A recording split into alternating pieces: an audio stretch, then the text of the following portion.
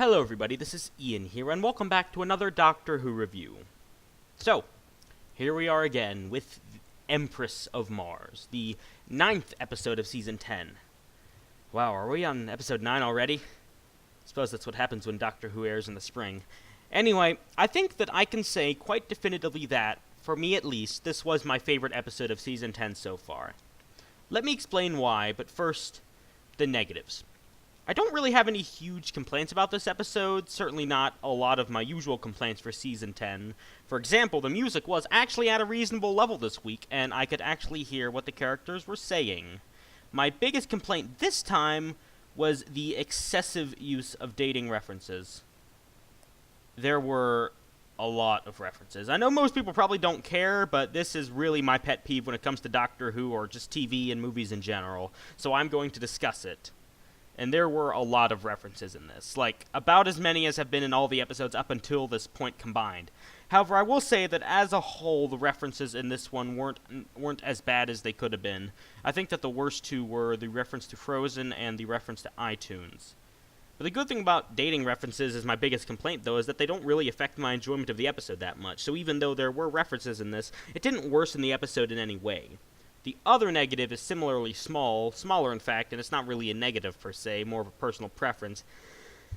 But I thought that the new effect of the Ice Warrior's sonic guns was really stupid. I know it's supposed to be gruesome, but when these guys just got shot and then bounced around like rubber balls, I just couldn't take it seriously. Now, to the episode's credit, it was good enough that it almost made me take them seriously, but yeah, you have to be really good if you want to make death by being turned into a giant rubber ball be taken with any form of seriousness. And while this episode was good, it wasn't that good. Anyway, again, just personal preference, but I figured I'd mention it. So now we'll move on to the positives. First off, Missy. Again, not remotely necessary to the plot, but her total screen time and impact was combined to about 45 seconds, and at the very beginning and very end, so it didn't disrupt the flow of the narratives, unlike some episodes. Anyway, if you're not going to find a way to properly integrate your series-long story arc into the episode so that they play a meaningful role, limiting their screen time is definitely a plus. The plot of this episode was good. It was tight, focused, and it didn't feel like it was either rushed or wasted too much time in what it did. There weren't any glaring plot holes, and the best thing about having a simple episode without any complicated machinery or technobabble or anything like that involved in the resolution is that you can actually make a resolution that feels satisfying and that makes sense. That's what this episode has. Another great thing is that this episode, ironically, considering I was just talking about this in my Lie of the Land review last week, this episode contained exactly as much content as it needed for a 45-minute time slot. So for the first time this season, I actually felt properly satisfied at the end of the episode. Because Mark Gatiss actually chose a concept that he could fully explore in a 45-minute time slot, with a bit to spare. This meant that he had time to include character moments and world building and all of the other stuff that none of the other episodes this season, save for the pilot, have managed to create. Because of this, I believe I can say that this episode had, by far, the strongest supporting cast of any episode this season. The only possible competition I can think of would be the military leaders in Pyramid, but even those guys felt pretty similar to each other, like they were the exact same character just working for different countries, which meant that when they died, you were a bit sad, but you didn't actually feel anything for them after the fact. But when most of the characters in Empress of Mars died, I generally felt something for them, because each of them had been given time to develop. One clever thing that Mark Gatiss did that all writers should really do, but that a lot seem to forget, is that he combined the character moments with the plot so that the episode could take a character moment without bringing the story to a halt. The best example I can think of this is when Vincy and Major Peach are talking about random stuff that doesn't really have any importance to the plot but deepens their characters, while nearby, unbeknownst to them, the Ice Warriors are attacking, or getting ready to attack. The character moments actually complemented the atmosphere of the episode and made the entire thing more tense. And this character development led to probably my favorite moment of the episode, which was when the Colonel made the plea to the Ice Queen to spare his men at the cost of his own life. Even though he didn't end up dying, he was ready to give up his life, so. Admittedly, the Colonel didn't really have that great of a character arc, as he seemed to go from coward to hero in a split second with no explanation. In fact, I said that the characters in this episode were the most developed of the season, but that really isn't that hard to do. Basically, all the episode had to do was give them defining characters, and they would automatically be in first place. All of the guest cast in this episode, save for, I'd say, Ketchlove and the Colonel, were basically two-dimensional stereotypes. Hello, I am the greedy scumbag who will, due to my greed, awaken the monster / unleash the curse, and will thus be the first to die.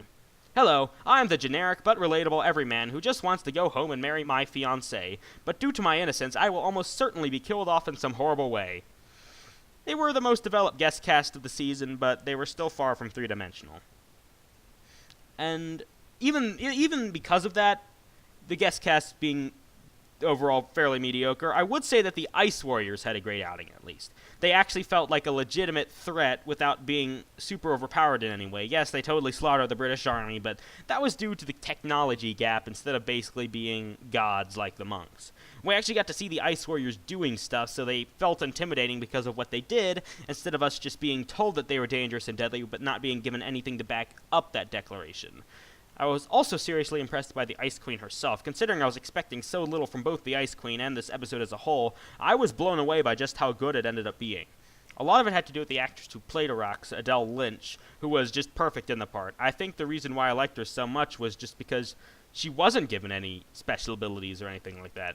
The only thing that set her apart from the other Ice Warriors was that she was the Empress.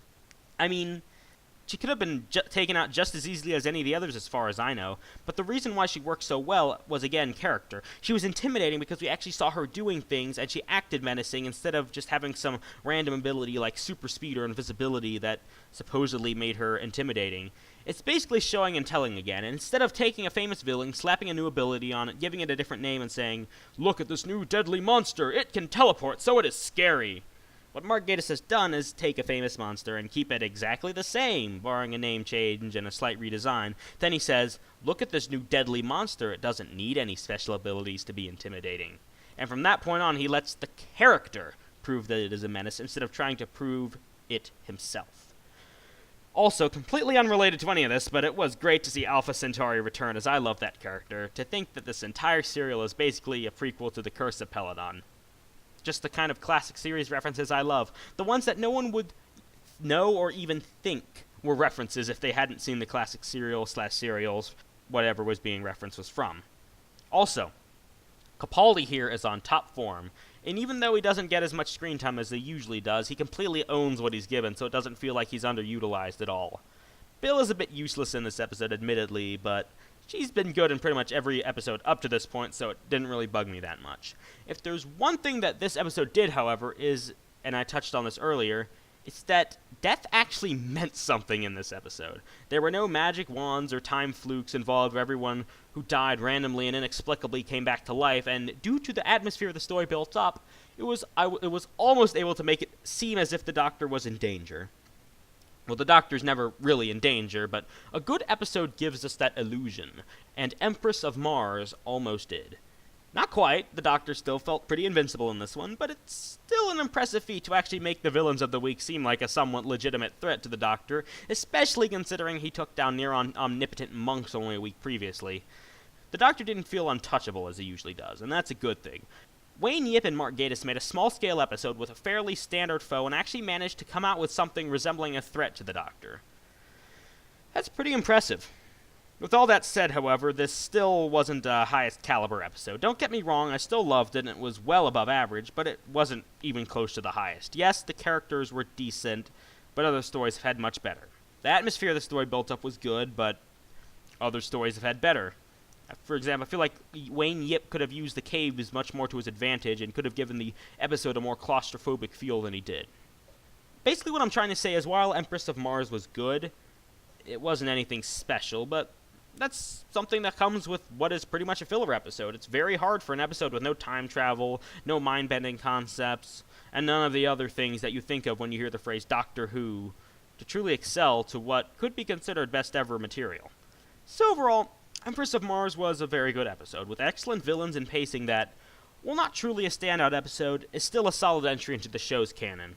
8.5 out of 10 compared to other Doctor Who episodes, but, and I'm glad that I can finally say this about a Series 10 episode, what will be my first one since Heaven Sent, on enjoyability, I give this episode a 10 out of 10.